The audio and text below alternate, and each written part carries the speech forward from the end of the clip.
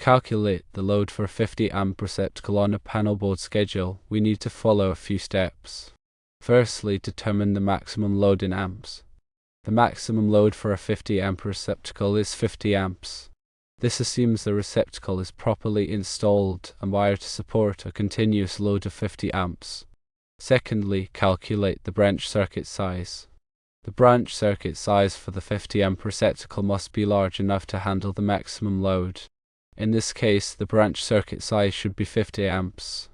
Thirdly, calculate the total load in the panel board. The total load in the panel board is the sum of the loads on all the branch circuits connected to the panel board. In this case, the total load on the panel board will include the load from the 50 amp receptacle. Fourthly, show the load in the panel board schedule. The load from the 50 amp receptacle should be shown on the panel board schedule. The schedule should include several pieces of information including 1. The branch circuit number, 2. The branch circuit size, 3. The load in amps, and 4. The description of the load. For example, the panel board schedule might include an entry where branch circuit number 1 is shown to be a 50 amp circuit supplying a load of 50 amps, described as a 50 amp recreational vehicle receptacle.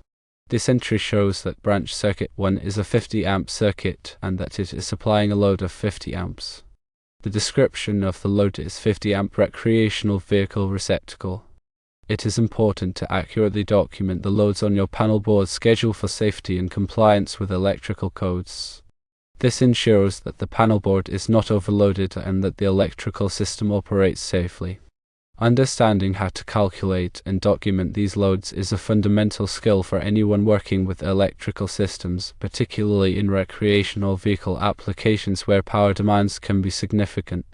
In summary, when determining the load for a 50 amp receptacle on a panel board schedule, always start with the maximum amperage of the receptacle. Ensure the branch circuit is appropriately sized to handle this load and that the panel board schedule accurately reflects this information, including the circuit number, size, load, and a clear description of what the circuit serves. Accurately showing this on the panel board schedule is extremely important. Firstly, it ensures that the total load on the panel board does not exceed its capacity, preventing overloads which could cause breakers to trip or create a fire hazard.